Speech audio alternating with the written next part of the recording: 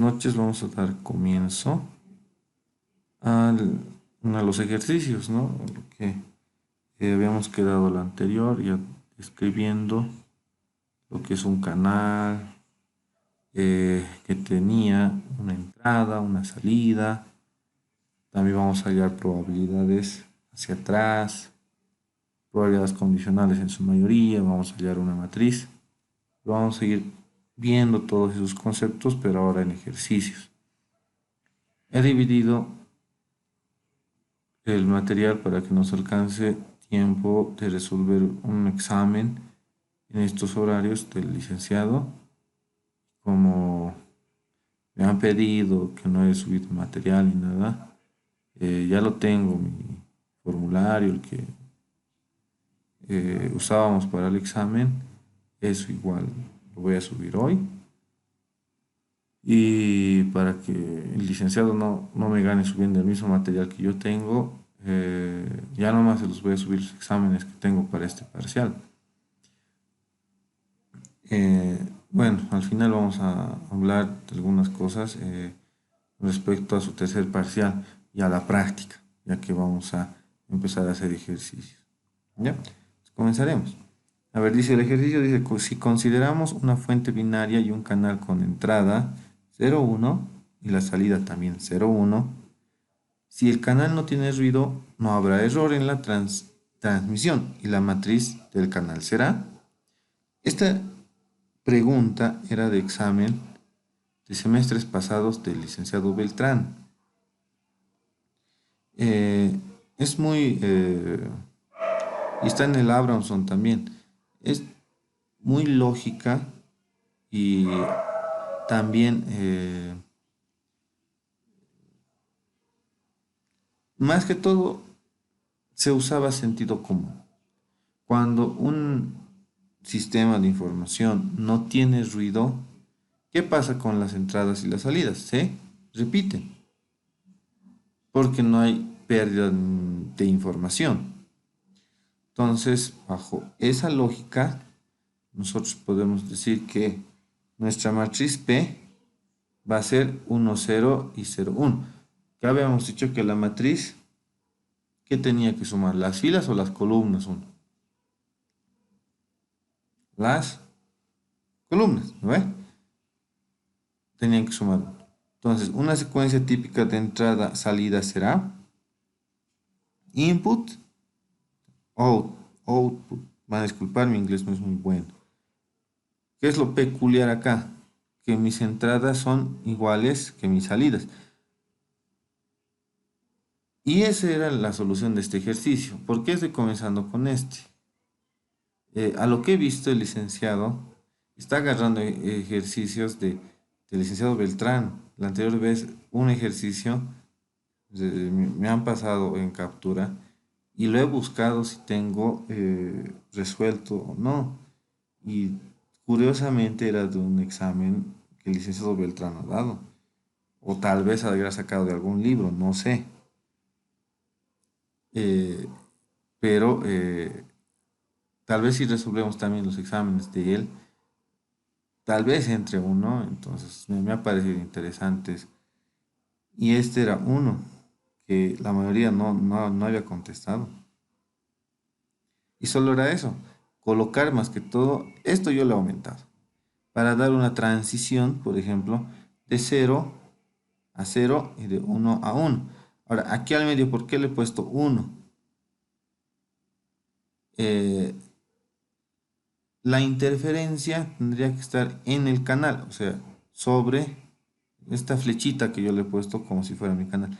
Este uno flotando solo significa que va de un punto a otro punto. O sea, no es que haya interferencia ni nada. Ya no debía ponerle, pero cuidado se confundan. Eso. En sí la respuesta solo era esto. O sea que la entrada y la salida sería lo mismo.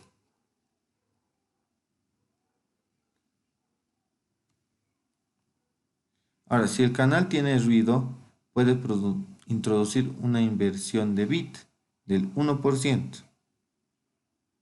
Entonces la matriz del canal será, como hay ruido de 1%, entonces si miramos el ejercicio anterior, a todo le rebajamos 1%, entonces esto ya no va a ser 1, va a ser 0,99.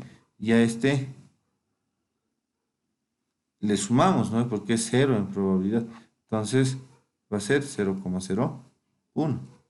Y eso nos muestra la matriz de este canal. Y el canal, ¿cómo va a ser?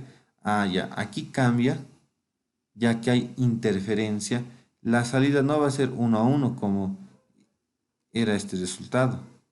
Aquí era 1 a 1. ¿Por qué? Solo había un camino y sin interferencia. Si me daba 0, sí o sí me tendría que salir 0. Entonces, pero en el otro hay una probabilidad del 0,99 que me salga 0. Ahora hay una probabilidad de que el 0,01 me salga 1. O sea, aunque es baja, pero existe. Y lo propio en el otro. Entonces la secuencia cambia. Ya no va a ser que la entrada sea la misma que la salida. Voy a utilizar mis marcadores. Que la entrada no va a ser lo mismo que la salida. Por ejemplo, esta, ¿dónde está la diferencia? Aquí, ¿no ve?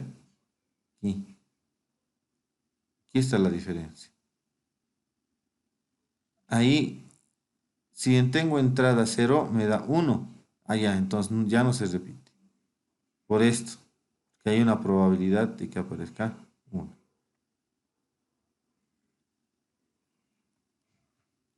Se ha entendido, ¿no? O sea, es un ejemplo, no tanto, es más teórico que práctico, pero aplicando lo que ya hemos visto, ¿no? De las entradas y salidas. Y saber bien que cuando hay ruido, hay pérdida de información. Y esta puede cambiar. Eso no va a ser aplicado. Ahora sí, dice hallar P y el diagrama para BSC2. Este ejercicio lo he copiado de Abramson. Igual está ahí. Y yo les voy a explicar a la manera que yo lo entiendo. ¿Ya? Listo. Si R es igual a 2, entonces, como es la segunda extensión, ¿no ve? Es como por extensión. O sea, la primera extensión ya la habíamos visto. Ahora esta es la segunda extensión, entonces va a ser R al cuadrado. Entonces R vale 2, entonces por tanto va a ser 4. De entrada y de salida igual 4. Por lo tanto, esto ya hemos aprendido en álgebra lineal, ¿no ve? Sacar multiplicación de matrices. O sea, esta matriz multiplicar por la misma. Columna, o sea, el primer dato de la fila por el primer dato de la columna de la otra matriz. Esas operaciones no las voy a hacer, ustedes ya las saben, pero como resultado nos daría esta otra.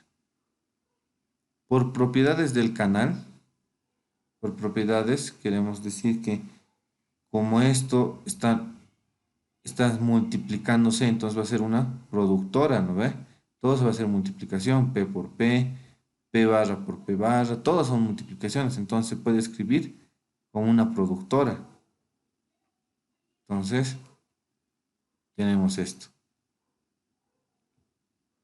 Esto ya es, en este caso, la segunda extensión, igual que, que ya habíamos aprendido en las fuentes de Markov. Para hallar la segunda extensión, tenemos que,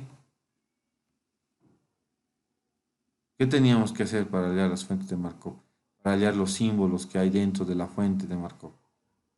Tenemos que conjugar las probabilidades condicionales, ¿no ve? ¿Se acuerdan? Si bien tenían probabilidades condicionales los símbolos que aparecían en la fuente, estas, cuando agarrábamos la segunda extensión, ya las multiplicábamos y las adecuábamos según la paridad que veíamos, ¿no ve? En este caso, a ver, A sub 1 se va a ir con B sub 1. ¿Se acuerdan de los estados, del diagrama de estados? Algo parecido es. La flecha, a ver, vamos a marcar.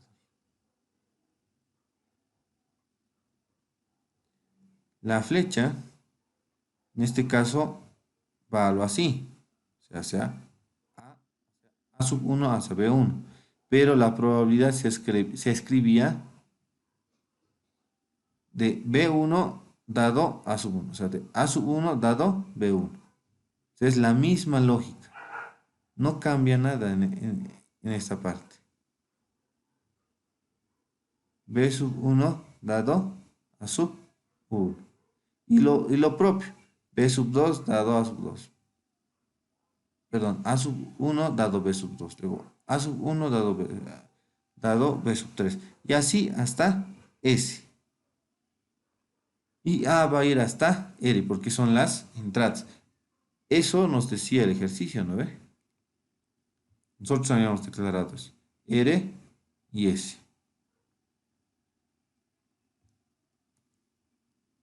Ahí está. Esto es la forma extendida. Ahora, la extensión, esto es perdón, no es de la forma extendida, es de 1. Ahora, la extensión, nosotros la vamos a colocar con la matriz de probabilidad que habíamos encontrado. O sea, o bien esta productora o esta. Entonces, lo mismo, alfa 1 va a ir a B sub 1. Pero esta vez ya no va a ser hasta R o hasta S, va a ser 4. ¿Por qué? Porque nosotros habíamos dicho que R es 2 y S es 2, ¿no? Porque es la segunda extensión. Por eso. Además que solo va a tener una entrada y una salida. Por eso también es 2. Y así se compone lo que los símbolos en sí de entrada con los símbolos de salida. Y su ruido van a ser las probabilidades que vamos a hallar. Entonces, para dar un ejemplo, convierte. Alfa sub 1 a beta sub 1 va a ir, pero la probabilidad, ¿cómo va a ser? La probabilidad de beta sub 1 y alfa sub 1. ¿Y esto cómo se lee? La probabilidad de alfa sub 1 dado beta sub 1. Y así sucesivamente. Listo. Entonces, la matriz BSC2 es una matriz de matrices. ¿Por qué es una matriz de matrices? Si recordamos un poco del álgebra lineal, ya sé que hasta para mí ha pasado bastante tiempo este segundo semestre. Entonces, y para ustedes igual, ¿no ve? Pero si revisamos tal vez algún libro o en el internet, nosotros podemos ver esta matriz resumida o algo compacta, por así decirlo, a esta. Y esto se llama cuadrado de Kronecker. Así se llama. ¿Y cómo se halla eso? Si ya tendríamos que utilizar la de matrices. ¿Sí? Tenemos que usar la factorización de matrices.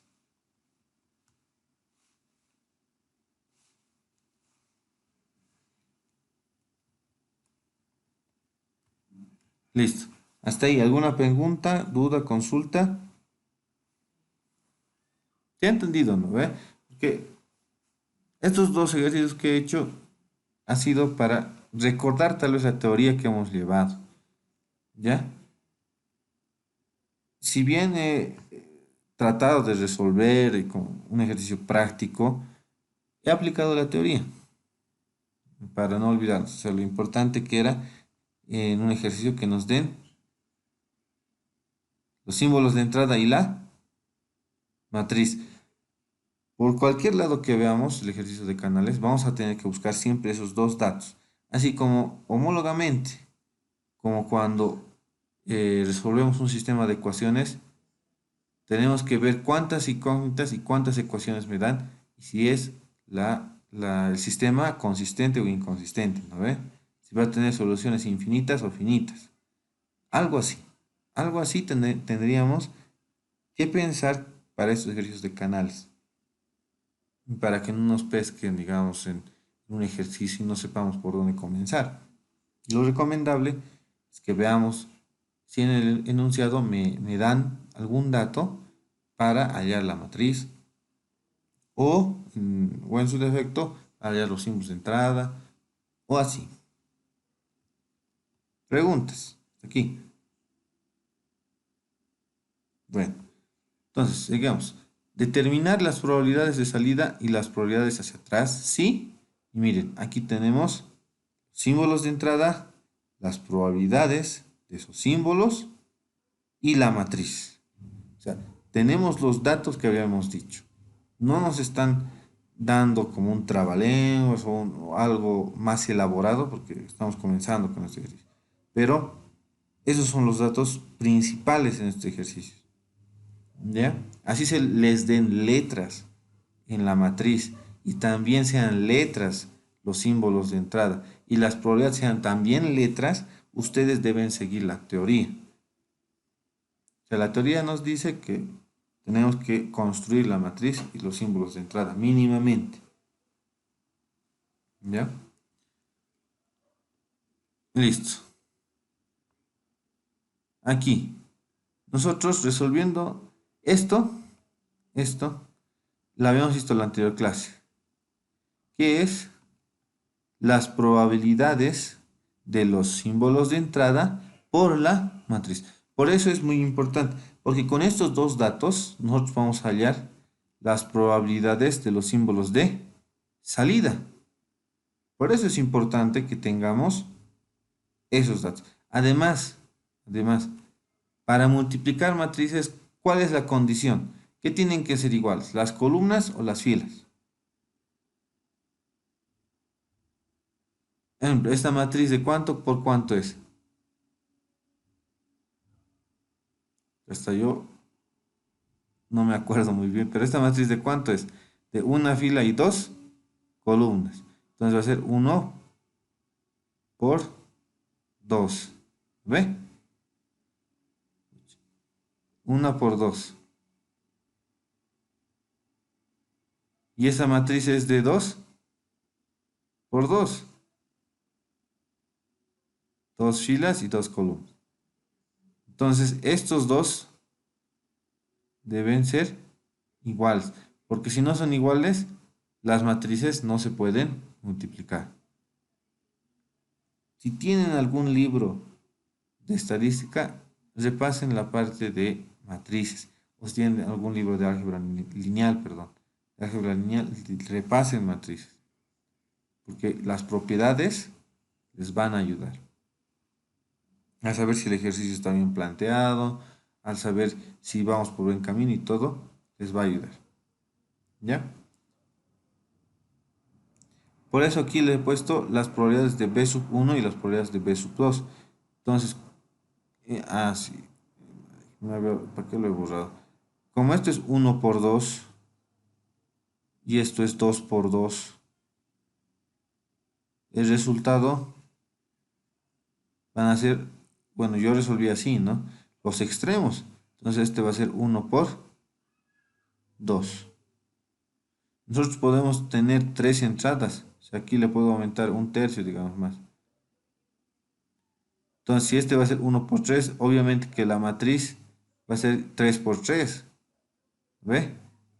O 3 por 2 también puede ser. Pero generalmente son cuadradas. Entonces va a ser 3 por 3. Digamos, esto va a ser 3 por 3. Si es 3 por 3, va a ser, el resultado va a ser 1 por 3. Así. Esas cositas ya es de álgebra lineal. Dice aquí, resolviendo el sistema de ecuaciones para hallar las probabilidades de salida. Entonces tenemos esa parte directo al resultado, yo lo estoy viendo porque ya es más matemático. Incluso Wolfram Alpha se los resuelve, ¿no ve? Entonces, y con procedimiento más les da. Entonces, eso no va a haber problema, yo creo.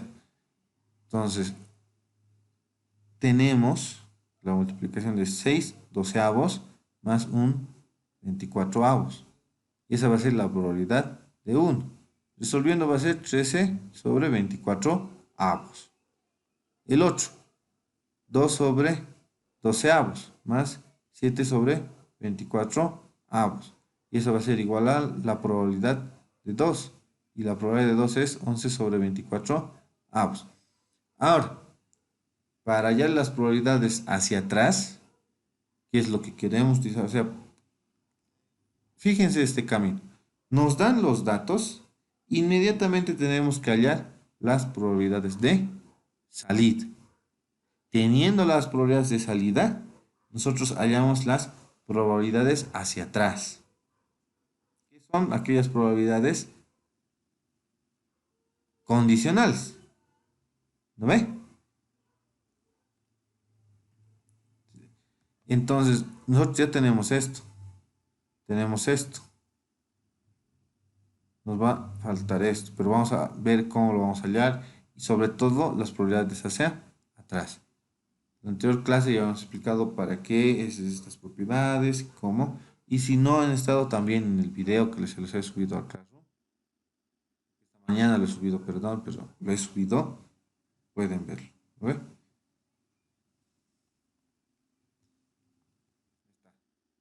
Probabilidades hacia atrás. Esta probabilidad de B sub 1 A sub 1, ¿de dónde la saco? De esta matriz. Esta es la probabilidad de B sub 1, de A sub 1 dado B sub 1. La probabilidad de A sub 1 dado B sub 2. La probabilidad de A sub 2 dado B sub 1. La probabilidad de A sub 2 dado B sub 2. ¿Ve?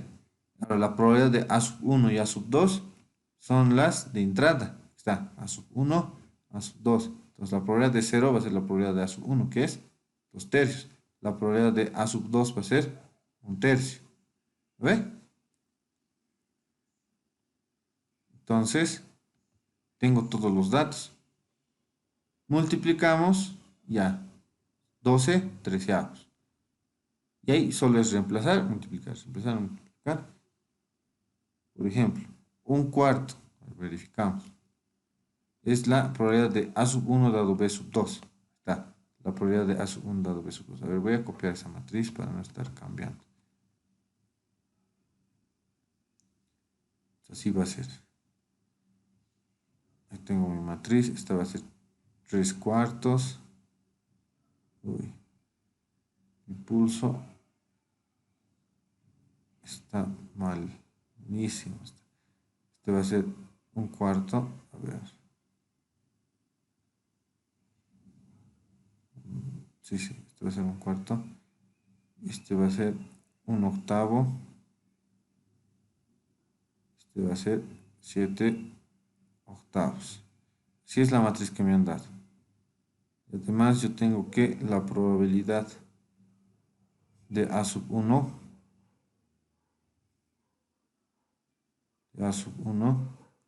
es 2 tercios. ¿Ve? Ahora, la probabilidad de A sub 2 es 1 tercio.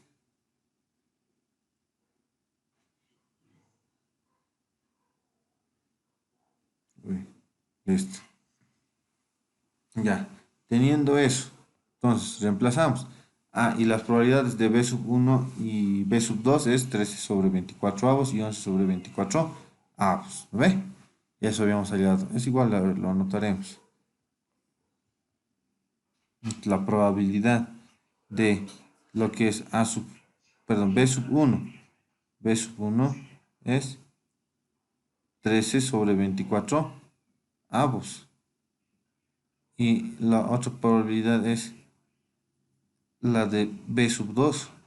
La probabilidad de B sub 2 es 11 sobre 24 avos. ¿Lo ve? Esos son los datos que ya tengo. Lo que estoy haciendo, tal vez hace rato se han mareado. Estaba yendo y viniendo con las pantallas. Estoy reemplazando. Como es la probabilidad de A sub 1 dado B sub 1, o sea, de A sub 1 dado B sub 1, eso estoy reemplazando aquí. Ahora, 2 tercios, es donde saco. Ah, ya, la probabilidad de A sub 1. A sub 1. Eso es, ahí, de aquí, ahí. Y es la probabilidad de B sub 1, que era 13 sobre 24. Multiplicamos 3 por 2, 6. 4 por 3, 12. Entonces va a ser 3 por 6 es 3 por 2, 6 sobre 12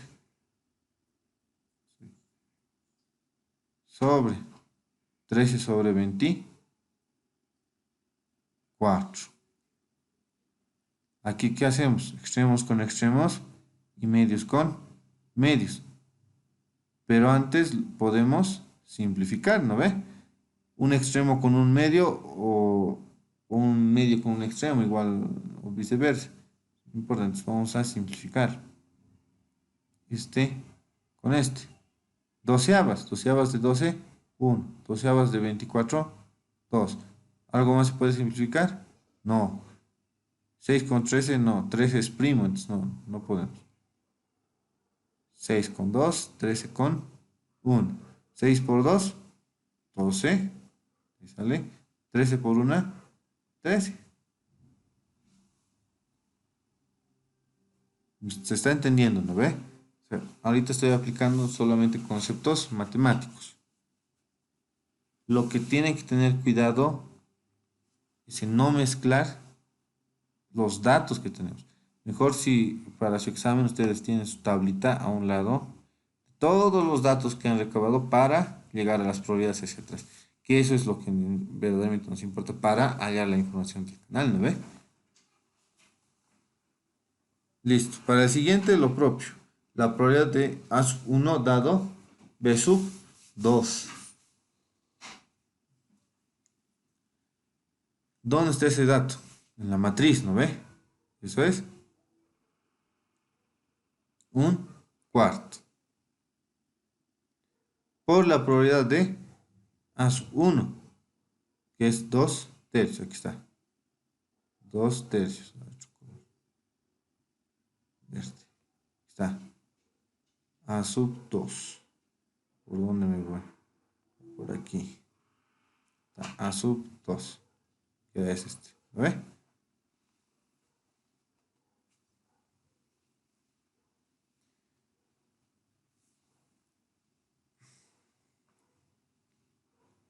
Sub 2. Sobre la probabilidad de P sub 2.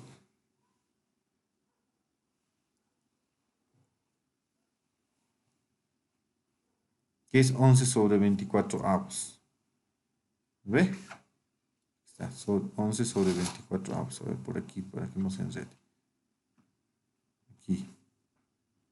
Haciendo las multiplicaciones correspondientes, extremos con extremos, medios con medios, me sale 4 sobre 11 avos.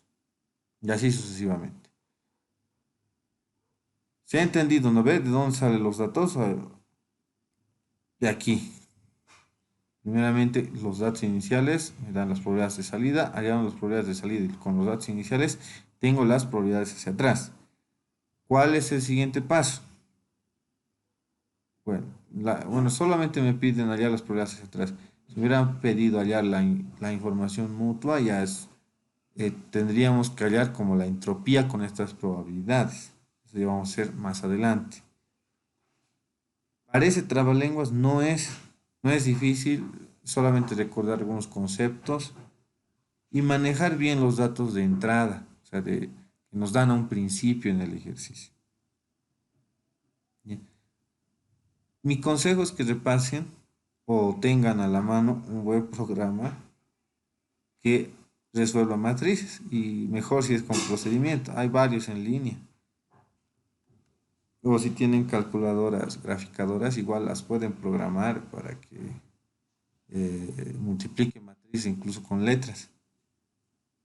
Se puede hacer eso. Y hay bastante material en el internet, así que no creo que tengan problemas en ello. ¿En qué pueden tener problemas? En reconocer los datos de entrada. Eso tal vez. No va a ser tan facilito como ahora se está presentando. ¿Alguna consulta? Hasta aquí. Todo está quedando claro.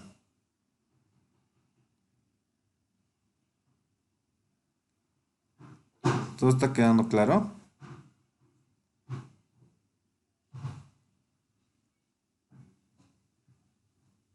Bueno, supongo que sí. Avancemos. Vamos a avanzar un ejercicio más.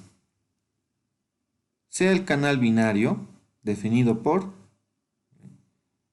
Al decir canal binario directamente, los de entrada aquí por demás está anotado esto. El símbolo inicial, el 1 y el símbolo inicial 2, que es 1. Cuando les dicen binario, directamente ustedes, tiene dos símbolos y la matriz inicial va a ser de 2 por 2. Aquí me dice ya hallar la entropía a priori y a posteriori. No solo las probabilidades hacia atrás. Con las probabilidades hacia atrás vamos a hallar estas entropías. Y es muy parecido a lo que ya hemos hecho. ¿Qué es lo que cambia? Las matrices. Eso es lo que cambia. ¿Ya? Listo. Lo propio. Lo mismo que estamos haciendo. Estamos multiplicando la matriz por las probabilidades de entrada y vamos a obtener las probabilidades de salida. Multiplicación de matrices. ¿Lo ve? ¿Cómo hacemos esto? Tenemos 6 doceavos más 1 sobre 40 avos. Eso me va a dar 21 sobre 40 avos. La probabilidad 2, B2, B sub 2, perdón, es 13 sobre 12 avos más 9 sobre 40 avos. El resultado es 19 sobre 40 avos. Hallamos las probabilidades hacia atrás. De la misma manera, tenemos la matriz, tenemos las probabilidades de entrada y tenemos las probabilidades de salida. Podemos hallar las probabilidades las probabilidades hacia atrás. Y con ellas seguimos la entropía a priori. Ahora, la entropía a priori, para hallarla, necesitamos solo las probabilidades de entrada. Es cuando antes de, ¿se recuerdan, no ve? O si han visto el video, es antes de que llegue la información. Por eso aquí no se utilizan las probabilidades condicionales. Es como, a ver, es como cuando teníamos una fuente de memoria nula. No tenía nada que recordar. Algo así. Y era la fuente más fácil, ¿no ve? Entonces, cuando les hablen de entropía a priori, entonces ustedes recuerdan de entrada. A priori. Y aquí siguen la fórmula, que es la probabilidad de A por el logaritmo de 1 sobre la probabilidad de A. La probabilidad de A, ¿cuánto es? 3 cuartos, ¿no ve? De A sub 1. Por el logaritmo de 1 sobre la probabilidad de A, que sería la inversa. Entonces, el logaritmo de 4 sobre 4 tercios. Lo propio, la probabilidad de A sub 2. La probabilidad de A sub 2 es, a ver, ¿cuánto es de A sub 2? Un cuarto. Entonces, aquí tenemos un cuarto por el logaritmo de 1 sobre la probabilidad de A, que sería 1 sobre un cuarto, ¿no ve? No sé si están ubicando en esa parte. Sería 1 sobre un cuarto. Y haciendo extremos con extremos y medios con medios, me sale 4. Metemos todo esto en la calculadora en base 2, ¿no ve? En base 2 porque habíamos quedado nosotros en que si no tiene base el logaritmo, es base 2. Todo está en base 2, por eso es bit símbolo las unidades. Nos sale 0,811 bit símbolo. Esa es la entropía a priori.